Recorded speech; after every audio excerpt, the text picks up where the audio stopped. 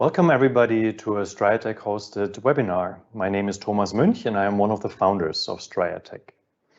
In our Journal Club and webinar series, different scientists present their projects and data, highlighting the use and the application of our products. Striatech is a dynamic biotech company from Tübingen in Germany. We specialize in neuroscience testing tools, in particular for vision research. The Striatech founders are all experienced neuroscientists in the field of vision research. Recently, we have started a partnership with Jeff Jamison, who has developed a behavioral device to measure the vision of laboratory animals called AcuiSee. It is related to our optodrum device in that one can determine visual acuity and/or contrast sensitivity of the animals. The approaches of doing so are different. Vision testing in our optodrum is based on a reflex, the optomotor reflex. Animals can be tested without any training. AcuiSee involves decision-making of the animal, and it requires a learning period of about 2 weeks or so. An advantage is that you can measure conscious vision involving the visual cortex, while the optodrum only reports on subcortical visual pathways. Overall, the optodrum and AcuiSee are rather complementary, and they both have their well-justified application scenarios. I'm extremely happy and grateful that Jeff Jamison is our guest today.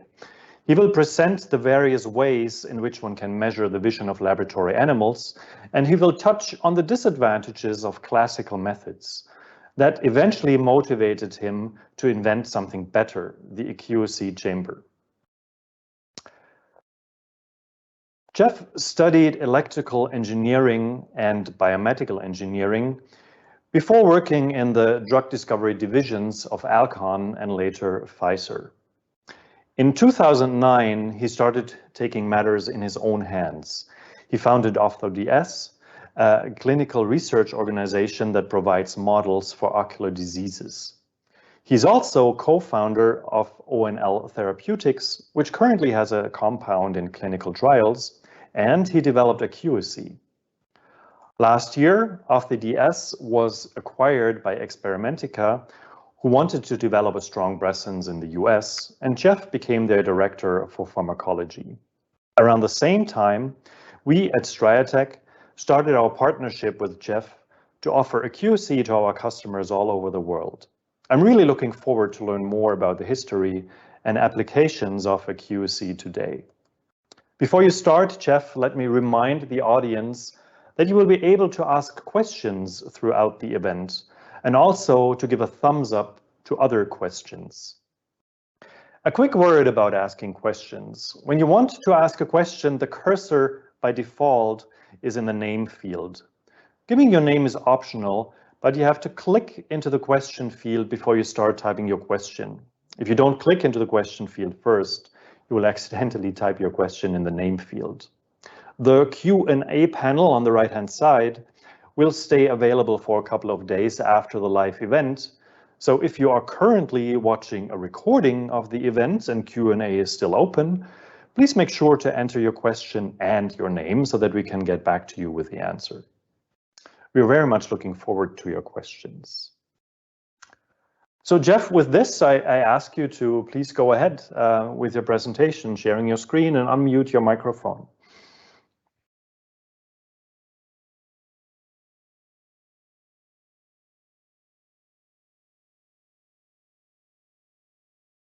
Yes, I should have unmuted my microphone first. Thank you, Thomas, for the introduction and giving me the opportunity to share some of the work that we've done in developing AcuiSee over the last few years. So just briefly to orient everyone, so just the visual pathway, light enters the cornea, is focused onto the retina with the lens. The retina converts photons into a graded potential, which is then goes to the ganglion cells, which transitions this to a spiking potential. The spiking potential then carries the signal into the brain, in through the midbrain, which is where the optomotory reflex is generated. And then this signal transitions to the occipital lobe or into the back of the brain, where we actually interpret vision and our surroundings in the world. Visual acuity is the standard method for measuring vision in humans. It measures our ability to identify high contrast letters or symbols on a well-illuminated chart. The chart is set at a known distance, the classic 20/20, so that we can calculate the size of the symbol on the back of the eye or the retina. The chart determines our threshold of spatial resolution, or the ability to see small items, or visual acuity. It's a relatively easy measure in the clinic with patients as long as they have some vision. However, it can be difficult in young children or patients with cognitive decline, as they can't always communicate back the symbols that they recognize. So methods were originally developed for these types of patients to measure vision, and these kind of transitioned into the animal and laboratory space. High contrast visual acuity has been the primary outcome measure for both clinical trials as well as just standard vision screening. However, visual acuity under low light conditions was just recently approved as a primary outcome measure for clinical trials for patients with age-related macular degeneration.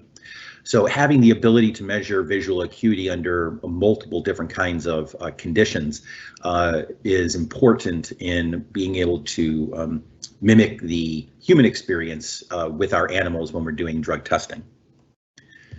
In addition to visual acuity, we can measure contrast sensitivity. Contrast sensitivity is our ability to distinguish objects in the foreground from some type of background illumination. The exam is typically used to diagnose specific conditions and is not typically the standard of care in most clinical offices. However, many argue that contrast sensitivity is a more relevant real-world measure of vision as it relates to the kinds of tasks that we're doing on a regular basis. So things like driving under non-optimal conditions, moving around your home, or reading under low light conditions. For example, people with normal visual acuity, 20/20 visual acuity, can have eye or health-related conditions which diminish their contrast sensitivity, making daily tasks more difficult and reducing quality of life. But yet that's not really captured in the standard visual acuity measure. For example, with the age-related macular degeneration. One of the relationships between visual acuity and contrast that we can take advantage of in some of our tests is the fact that for small targets, like here in A, more contrast is required to make out these targets. So these are bars that are spaced very close together. And if you note, as you can kind of hopefully tell on your computer monitor, you require more contrast in order to make out the differences in the bars. However, if we make the bars larger, we can make out the differences between the lines at even an extremely low contrast. Extremely low contrasts. We can take advantage of this relationship when we're evaluating various vision testing systems in order to mimic the effect of vision loss by changing the target size or the contrast to, and then measuring the thresholds with these new stimuli. For example, if we were measuring visual acuity with very high contrast target, that would represent normal vision. However, if we reduced the contrast of the target, we would get a change in our visual acuity measure, and this would mimic a disease state. Unfortunately, it's not exactly easy to measure visual acuity or contrast sensitivity in animals. However, like I said before, there are several surrogate methods that we have developed that have been developed over the years to measure parts of the visual system which are relevant to specific diseases. Measuring vision typically uses, or the surrogate measures of vision typically uses one of these broad methods. We can either measure the electrical potentials, which are generated specifically by the targets of tissue. We can look at the measurement of a reflex generated to a moving target, such as what Striatech does, and or we can then go through the laborious process of training an animal to a task and then changing the ability or training an animal to a high contrast task and then making that more difficult to see until we reach a threshold. The most widely used method to measure, a surrogate method of measuring vision in animals, is the electroretinogram, or ERG. This measures the direct electrical potential from the signals generated in the retina, while the visually evoked potential, or VEP, measures the signal produced by the brain. With these methods, we can vary the intensity, pattern, or color of the light to preferentially stimulate certain cell types. Alternatively, we can take advantage of the reflex, such as the optokinetic or optomotor response. And then lastly, we'll cover some of the behavioral methods that we've put into place. So with the ERG, we simply put an electrode here out at the cornea. There are these currents that are flowing around the retina. Depending on the color or intensity of the light, we can evoke the potentials from these various cells. Any disease state that affects either the amount of light getting through, so the amount of light hitting the retina will produce a smaller signal, or if we reduce the number of photoreceptors, or bipolar cells for that matter, will also reduce the ERG signal. So there's a strong correlation between the amount of receiving cells and the amount of light coming through to the potential of the ERG. An advantage of the ERG is that it's the summed activity of the entire retina, and the amount of amplitude reduction directly correlates to some change in vision. However, with treatments that rescue only a small patch of the retina, such as, say, gene therapy, the ERG change can be incredibly small, even though normal vision has been restored. In addition, the ERG is dominated by the signal from the photoreceptors and bipolar cells. And while activity from other cells, such as ganglion cells, are in the ERG, they're much harder to record directly. And ganglion cells are incredibly important, especially in diseases such as glaucoma. And these are the final step that carries, this generation of spike potentials is what generates the signal to the brain. Another potential disadvantage of the ERG for some is that animals typically need to be anesthetized or sedated while the electrodes are in place on the cornea. So that's an added burden to recording this in the laboratory setting. The VEP is better in the sense that it includes the entire visual pathway. So the ERG only gives us our signal from the retina. In order for the signal to get to the back of the brain, we need not only a functional retina, but functional ganglion cells and the rest of the circuitry. And we can place electrodes on the back of the brain and measure a response. However, due to a lot of technical issues, this is a very small signal typically, and has a lot of variability based on the electrode placement. And it's not a very common recording that's made. So the optokinetic or optomotor response. So as a target is moving across your field, you just will automatically follow it. And so once we record this reflex, we can make the target smaller, or we can change the contrast. And if the eye in the brain perceives the target, then there'll be a movement. However, if the contrast is so low or the target is so small that the brain can't see it, then that reflex will be removed. In animals, or in animals that have eye movement, this is called just an optokinetic response. Or in rodents, which don't move their eyes very much, the entire head and body will orient to the direction of the moving drum.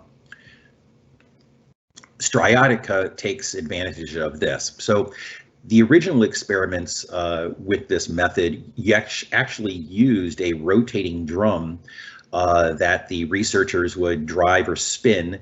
The animal sits on a pedestal, and as whichever direction the drum is moving, if the target or if the display is such that the animal can see it, their eyes or their head, or I'm sorry, their head or their body will actually orient to the direction. Striatech takes advantage of this by placing 4 monitors around the animal and creates a virtual space of a virtual drum displayed on these monitors. By randomly changing the direction of movement, it is possible to modulate the size and the contrast of the bars and robustly measure the visual thresholds. And since this is a reflex, there's no training necessary, which is a nice advantage. And most animals can perform this task as early as the time of eye opening.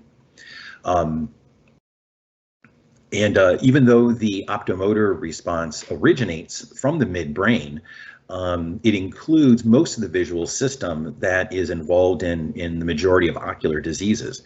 And changes in the response to these disease models is relatively equivalent to changes in visual acuity. However, it is not exactly visual acuity or contrast, in that it doesn't have the additive function of the reporting response. This is somewhat relevant, especially when doing things like safety pharmacology studies, where visual acuity is going to be your standard of care in the patients. So mimicking every aspect of the vision, even all the way down to the cognition, is important to capture, because a lot of the compounds and a lot of the drugs that we develop to affect the retina, theoretically, if they can cross the blood-retinal barrier, they can cross the blood-brain barrier. And so anything that can technically affect the retina can technically affect the brain as well.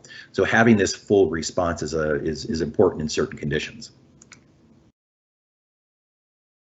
In order to do behavioral testing, we use something called operant conditioning. And this is a method to motivate animals to perform a task by providing a reward or the avoidance of a noxious stimuli. For example, say teaching a dog to sit.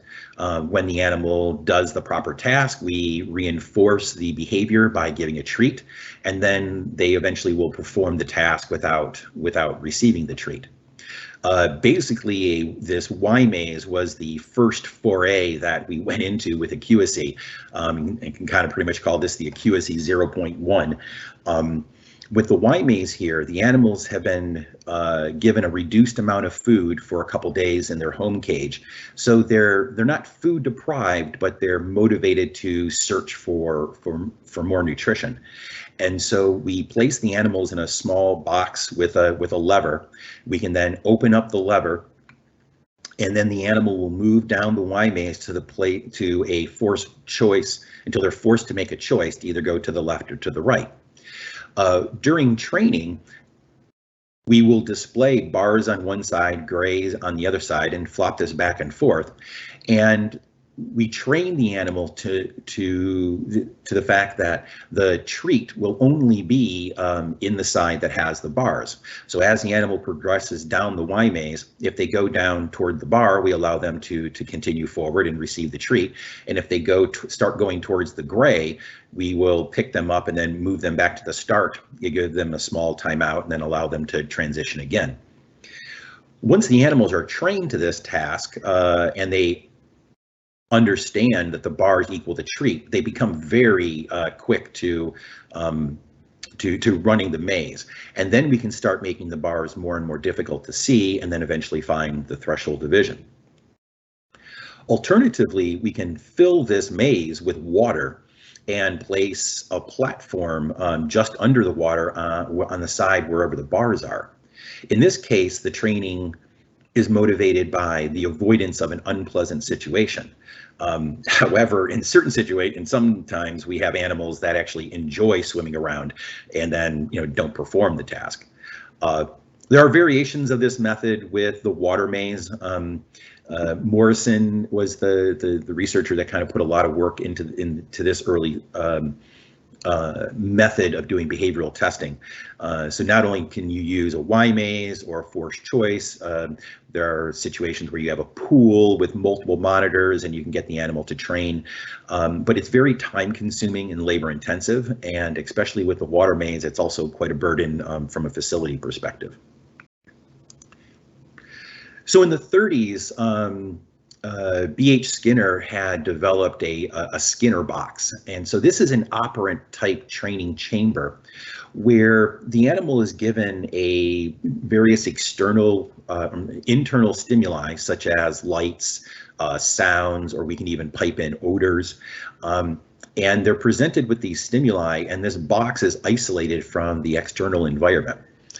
We can then train the animal to notice certain stimuli, and then when eventually we can train them such that if they see it or smell or hear a certain thing, they'll press a lever to receive a reward. We can alternatively add a shock floor to this. You can see the wire coming off here, where if they either get the incident wrong, we can give them a small pulse. And while we say shock in this perspective, it's really just a mild tingle, just to be a little bit obnoxious. With mice, we've instead of using a shock floor, we actually use a puff of air to penalize the animal. But in these chambers,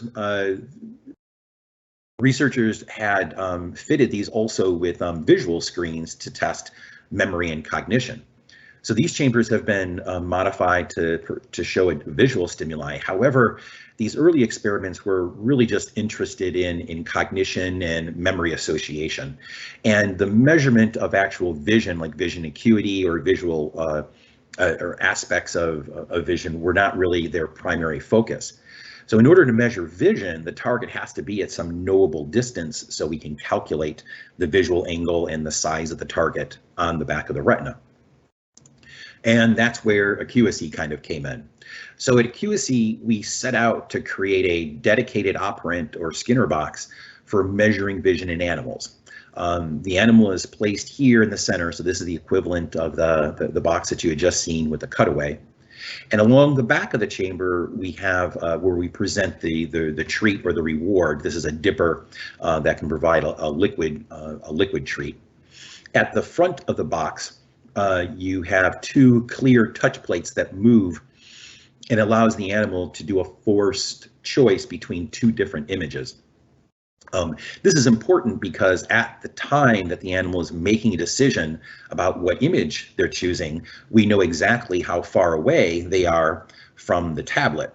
And the tablet here is where the images are displayed, and this is basically an Android tablet. And so the size of the image here on the tablet, because it's we have a knowable distance away, we can then calculate the visual angle and the size of the image on the back of the retina. And this allows us to then calculate visual acuity and the size of the target when we're doing contrast sensitivity testing. A quick note for terminology I wanted to say here. Later you'll see a units called CD. This stands for cycles per degree angle. And what this refers to is many of the stimuli that we're using are a series of sinusoidal bars. And so the number of bars that are displayed, you can calculate the number of bars between the, I apologize, I have somebody knocking at the door. We can calculate the number of bars per visual angle. So that's what the cycles per degree is in reference to. Here's a cutaway of the box without the door. This is the operant chamber where the animal sits. You can't exactly see, but there's the two touch plates here that the animal is making the choice. Hold on just 2 seconds. Excuse me, I'm doing a presentation. My apologies, hold on. Please go away. I'm in a meeting, it's work, please go away. My sincerest apologies. So The operant chamber here, we have 2 touch plates where the animal makes their forced choice decision, and then the tablet would sit back here. This is just a cutaway without the tablet where you're looking kind of here into the chamber. We have a small divider here, so the animal can only look at one image or the other, and then when they're making their forced choice. The device. Jeff, sorry, one cannot see your mouse pointer. I see.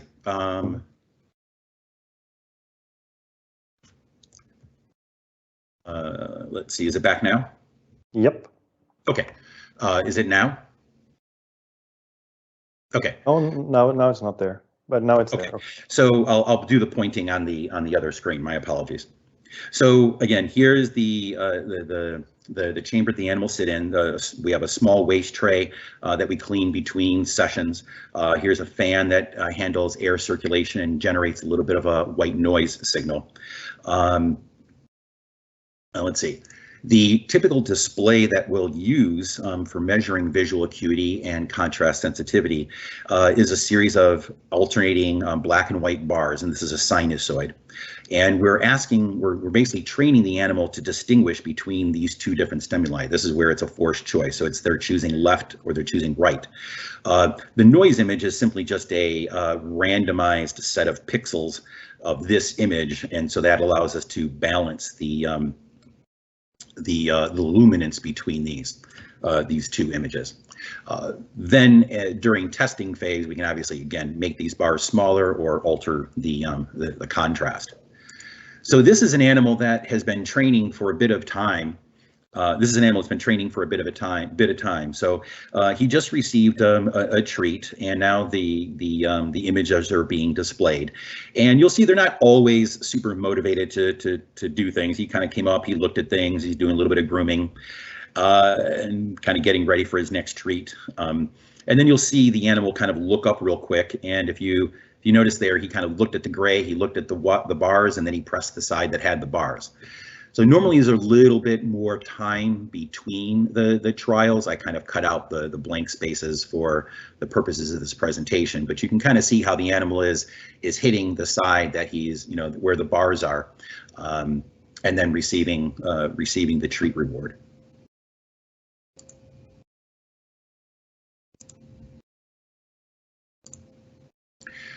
So before we move on much further, I'd like to just go over some terminology real quick. Habituation is just simply orienting the animal to the box for the first time. So we simply put the animal into the chamber once and allow them to explore and learn more about their new environment, since they've never really been in a box like this previously. Once the animal has had the opportunity to get used to the chamber, we can begin with what's called shaping. And shaping is simply teaching the animal to associate pressing the plate with receiving a ward. What's kind of funny about this is that in order to reinforce or to make sure that the animal is actually selecting one side or the other, we train them to hit the bars or hit the touch plate multiple times, say 3 to 5 times. And the animals now learn this behavior of hitting the touch plate, say 5 times, is a way to get a treat.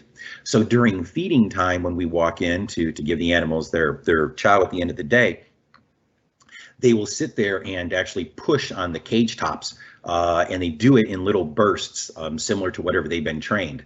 So when we walk in, it'd be like when we were giving them the food, they would be, hitting the tops of their cage 5 times in order to let us know that yes, they want their food.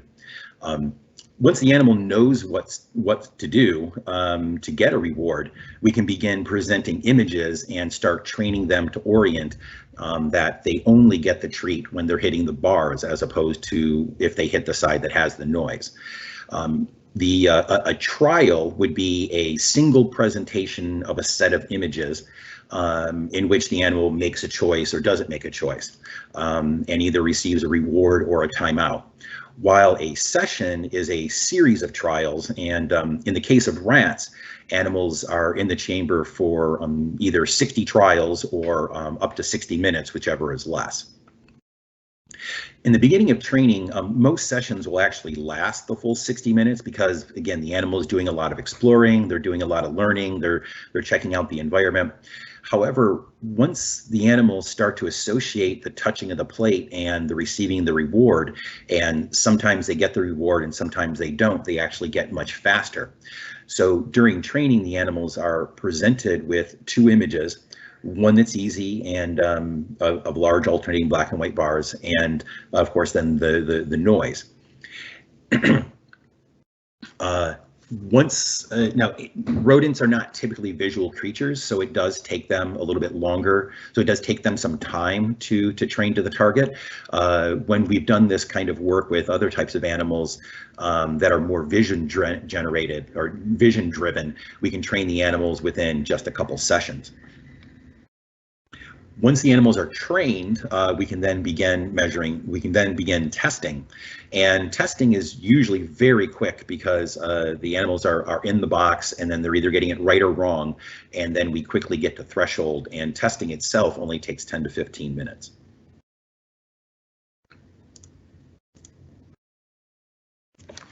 So here's just an example of some training data, and I know this is kind of a busy slide. What we have here is the results from, I think this is roughly 20-25 animals, and here what we're doing is performing 2 sessions per day, one in the morning, one in the evening, and this is the 50% bar. So if the animals are just randomly hitting one side or the other, they will get it right 50% of the time. Now you see down here, they actually in some cases have less than 50% of the time. One of the reasons for this is that sometimes as a method of exploration, the animals will pick one side and just hit that one side all the time. It's called a left or a right bias.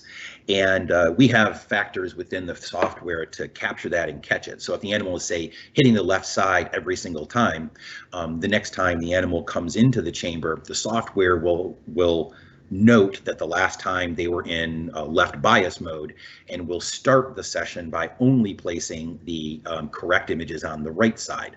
And so if the animal continues to only hit the left side, they'll never receive the treat. And that forces them to start doing more exploratory behavior and then change. What you'll note is that a large chunk of the animals reach 80% accuracy within just the first week to 10 days. And the vast majority, or over 80% of the animals, get the training within 14 days. A few of them take a little bit longer, and a few of them just really never reach criteria. And so this is just a known factor within any kind of behavioral testing that it takes some time to do. We're hoping to optimize this a little bit further and to decrease this time. Now, one of the advantages, or one of the good things, is that once the animals are trained to the task, they no longer need to be trained. Maybe just one session, or even just the beginning of a session of reinforcement where you present the EAD 2 or 3 times is enough to remind them of how to perform the task. So this is just an example of a typical throughput of how we would run the AcuiSee device. So if you had a single box, right, we could roughly do in an 8-hour day 4 animals, especially in the beginning where each animal is in for an hour. We could do 4 animals a day in the beginning and the afternoon. And so the first day or two, where we're doing habituation and shaping, that'll take pretty much the full hour. You want the animal into the box. Then as we begin training, which can take up to 14 days, even though these are all 1-hour blocks, like I had said before, as the experiment or as the training session proceeds, a lot of these become much smaller. So instead of taking the full 8 hours, it's actually only taking 5 to 6 hours throughout the day. Some animals do complete training faster than others. Some may need to go a few days longer. Once training is complete, we can then start doing testing and retesting. And the testing itself only takes a few minutes. And we have taken animals that have been trained, put them back in their home cages, had no interaction with them for up to 2 months, and placed them back into the operant chamber, and they started working the system as normal. So, once again, once you do the training, and you have, say, a longitudinal study, you no longer have to continue to do that training every time you want to do testing. Once the animals are trained, you can obviously then start your next squad and train up a large group of animals before putting them onto some type of study. Another advantage is that you can obviously add more boxes to the system. And what's nice with the AcuiSee system is because the animal is doing all of the work, so the animal is interacting with the system. The Android tablet that's in here handles all of the display presentation, and there's no need for the technician to really interact with the system once the animal is in the box. And so, one technician, and I've run almost 12 of these boxes at a time, and then still had 45 minutes of every hour free to do other things. And again, one of the big things that we were interested in developing AcuiSee is the throughput, the ability to have a high throughput, and to have to be able to run more with a single technician. So our basic system, we have what we call our technician's tablet. And this is basically where all the data lives. This technician's tablet is connected via a Wi-Fi router that we provide to as many boxes as you have. And this allows real-time monitoring of what's going on in these boxes, but at a distance. So for an example here, these are in green, so all these sessions are currently running. I don't know if you can make this out on your screen, but this basically is showing the number of trials that the animal has already done and the amount of time that they've been in the box. And then when you would click on any one of these animals, it'll show the statistics of what's going on during that session. So for example, here the animal has had about the same amount of left and right choices, and then you can see correct versus incorrect trials. So this animal has been doing training, so they're getting most of their the trials correct and only one incorrect. The real advantage of this is the fact that it allows us to it allows me to both run the boxes and be productive in doing other things in the lab. So for an example, so here is a situation where we have 3 animals that need to be coming out of the chamber. So we pull the animal out of the chamber, we can weigh the next subject because we're doing food deprivation, place the animal in the chamber, we go to our database, and we can then find, this is the study that the animal is on. So we select one of the animals, we select testing, we're going to do spatial density testing. The weight is captured within the database, and then the session is started. So here is, here you can see the different boxes that are currently connected, right? And now I can basically go back to my office or go do other things in the lab, prop up my display, and be able to monitor the animals in real time. The technician's tablet does not need to be within Wi-Fi range at all times. So if you wander outside of Wi-Fi range, you go to lunch and come back. Once the technician tablet is back within the Wi-Fi range, it will update all the statistics and give you your real-time display. And this is, again, very important because it allows a lot more productivity. It allows a single technician to run, quite a few boxes at a time. I could easily foresee, a single technician being able to run 30 boxes at the same time with this setup, because again, each one is being done independently.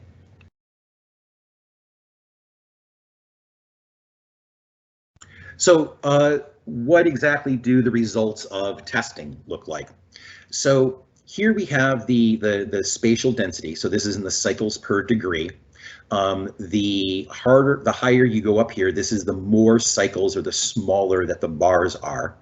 And this is just the results from one animal. This is 4 trials. I'm sorry, 4 sessions. And what you see is we start off with a very high, a very large target, so similar to the large E. The animal gets 2 correct, so then it gets harder. They get a couple correct, it gets harder. And there's steps, so they quickly transition, they quickly go through, say, the top of the eye chart until the point where they start to get some errors, right? And so now it's a little bit more difficult to see. And then this curve starts to plateau. The place that we decide what is the threshold is once we start to get errors, and what we call this term a reversal. So if they got the 1 correct and then 1 incorrect, that would be considered a reversal, and then the opposite as well. And then once we've had 3 to 5 reversals, we say, okay, now you're getting kind of error prone. You've read to the bottom of the eye chart, and then that's where we determine the threshold is. If you continue to let the animals sit in the box after they've met the threshold, again, now it's just a matter of random chance. Sometimes they're going to get them right just out of pure luck. And so sometimes this curve will get a little bit misleading based on just on statistics and such. Here's the results of 6 animals. The error bars are basically the average or the error from 4 sessions. And so you can see a rather consistent inter-animal visual acuity amongst this group. And we've done hundreds of animals now, and 0.6 is kind of the standard for at least Long Evans rats. This will be one of the things that needs to be probed in various strains. I'm sure are going to have different visual acuities. We can do the same thing with contrast. So here you have a very high contrast target that we start off with. As the animal gets it correct, the contrast becomes. If you just apologize, your mouse is again, your mouse pointer. Oh, my apologies. Yeah, I keep going to my other screen. Also, if you would try to wrap up within 5 minutes or so. Yes. So here we have the contrast is getting more difficult, and you can see even though there were some errors in the middle of this, the animal eventually kind of came down to the same contrast threshold. So now we can evaluate the effect of contrast and spatial density on the alternative method of measurement. So again, here we have the threshold of spatial density to a high contrast target. And then as we decrease the contrast of the target, we can see that the threshold for spatial density, we need to have larger bars in order to where our threshold, where the threshold of the animal is. We can similarly do the same thing with contrast in the sense that a large set of bars requires a small amount of contrast to observe, where as you increase the density of the bars, it becomes more difficult to see. And so this is basically mimicking the effect of a disease state and showing that if you affect the target size or the contrast, that's going to affect the opposite measure. So we can do a temporary disruption of vision using tetrodotoxin TTX. This drug we can inject intravitreally, and it blocks the spiking ganglion cells, so it keeps the signal from getting to the back of the brain.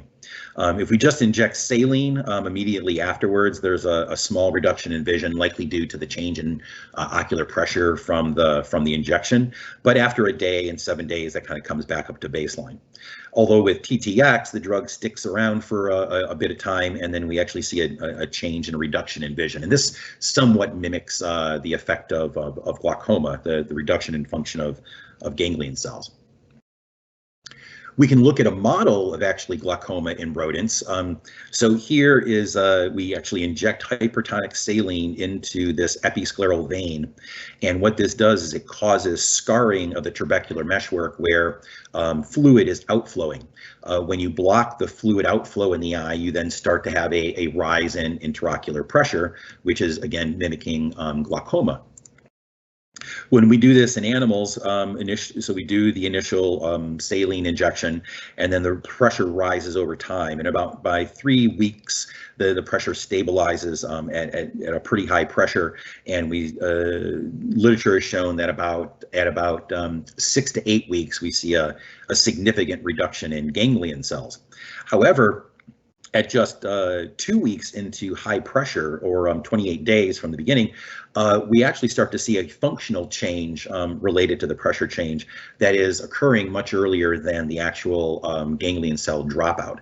So this is relevant from a drug discovery perspective, because we could start to see dropout and then ideally start to apply a therapeutic which would rescue ganglion cells and circumvent this eventual destruction of the ganglion cells. The other advantage of this device, because it's a behavioral method, we don't exactly always have to measure visual acuity. We can simply measure a light versus dark discrimination. So we can train the animals to choose between black and white images using their cone or daylight vision. And then the animal is rewarded by selecting the darker of the two images. They train to this task actually a lot faster because it's a little bit easier for them to understand. And in the testing mode, we then make the luminance between the two images closer. And then during testing, our quote unquote threshold of vision is the difference in luminance between the two images to distinguish between two, right? And it's the other beauty of the AcuiSee box. It's very easy to then introduce neutral density filters to test the rod or the low light system. We looked at an animal that has a knockout of the rod bipolar signal, this GNB3 knockout. And here we had tested light versus dark discrimination in control versus GNB3 animals, and their ability to distinguish between two targets using their cone system is pretty much equivalent. And this also bears out in the ERG and other tests. However, when we put in neutral density filters and move to more of a scotopic or rod-only vision, there's not much change in the control animals. However, the GNB3 animals have a significant reduction in their ability to see. So you need a much brighter difference between the two targets for them to be able to make this out.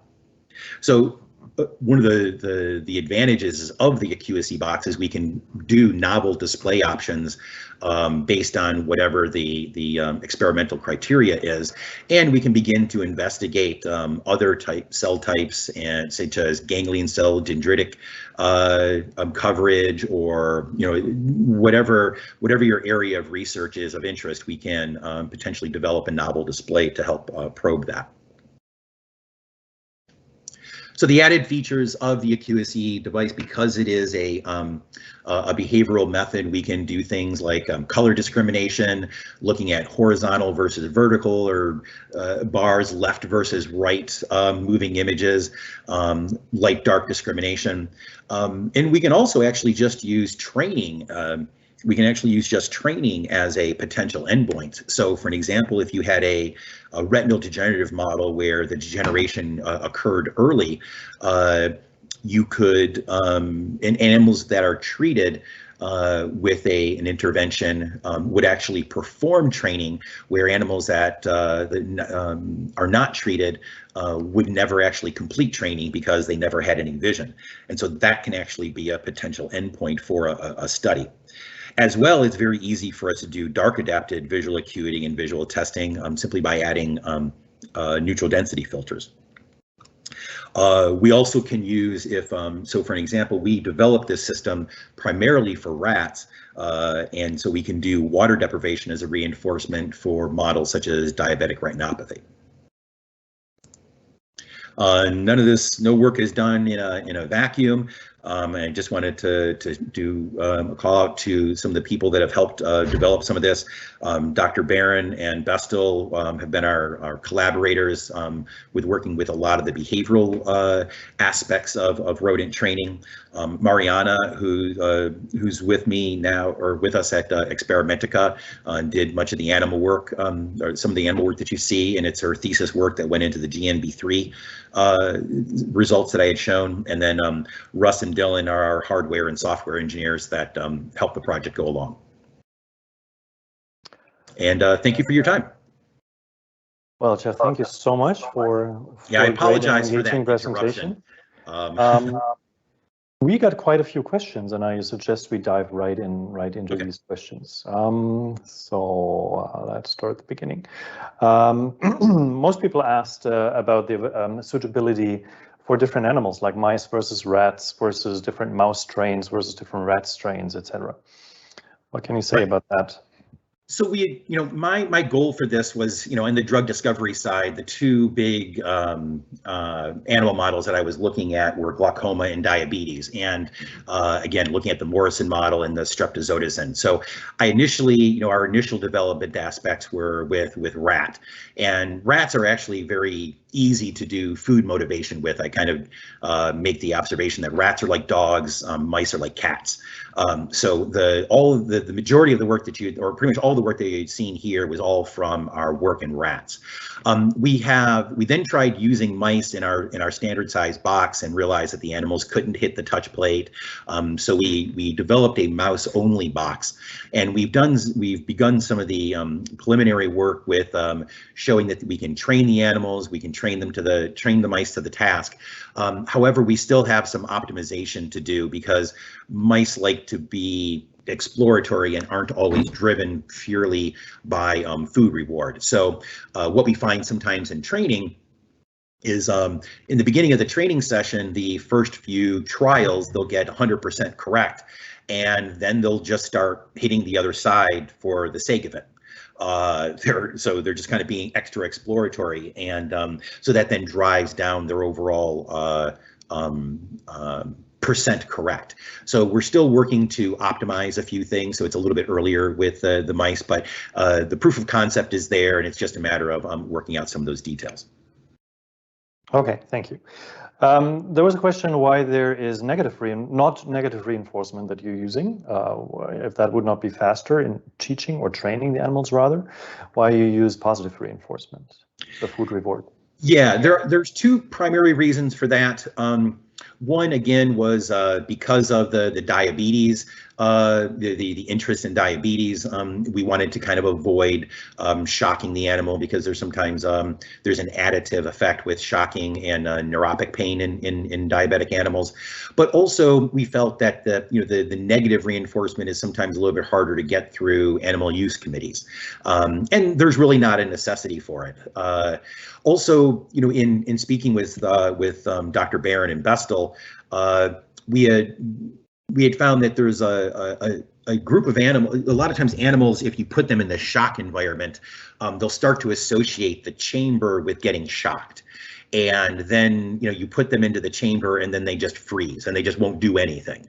And so again, for some of these reasons, we've just decided to avoid the shock in its entirety.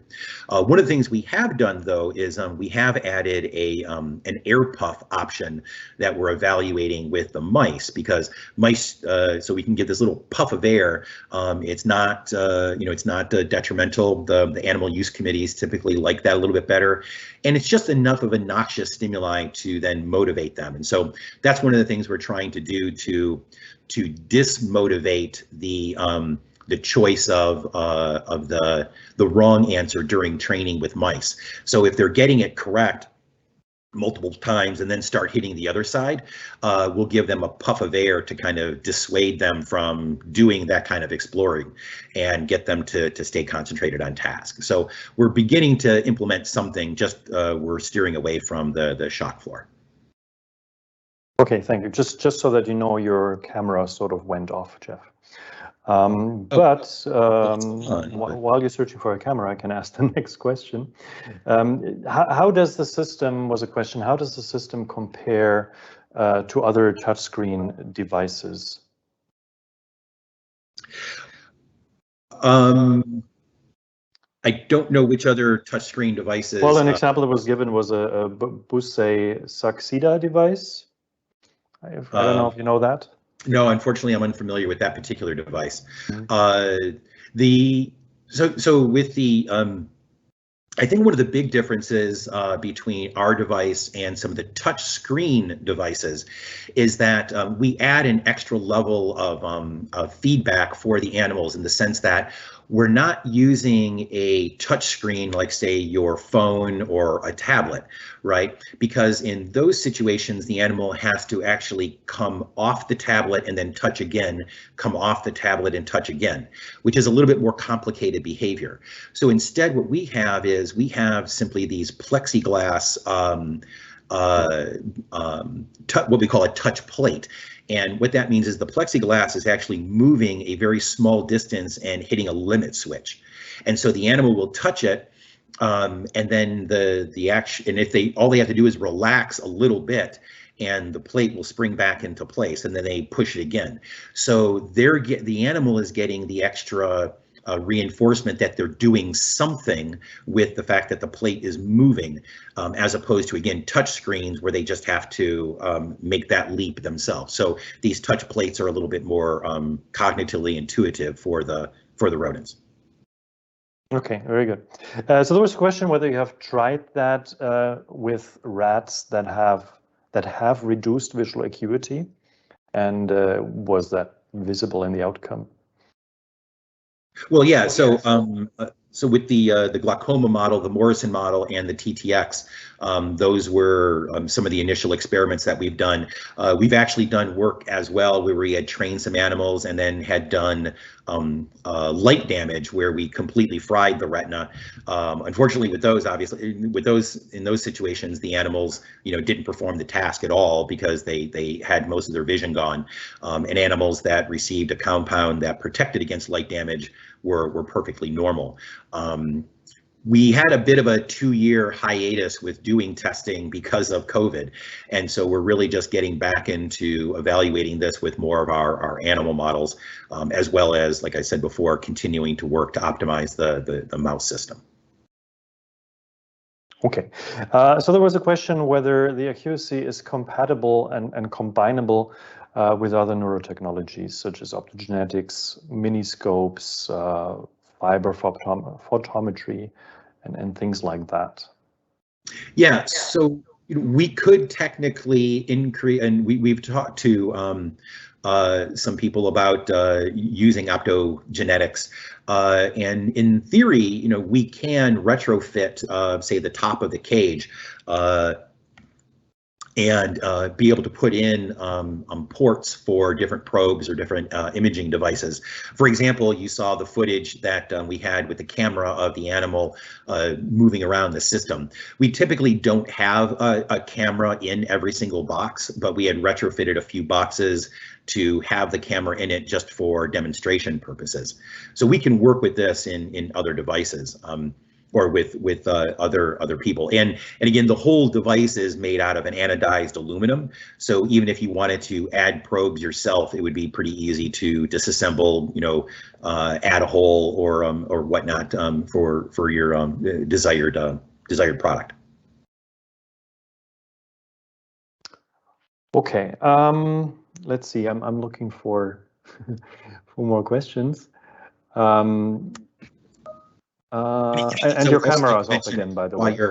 While you're doing that work, or while you're looking for more questions, the other thing I wanted to mention is that we are currently running these AcuiSee boxes here at Experimentica in our US facility. So, if there was an interest in measuring visual acuity, contrast sensitivity in various drug studies, and there's you wanted to see if the technology was right for you, we can perform these experiments ahead of time for you at Experimentica to give you the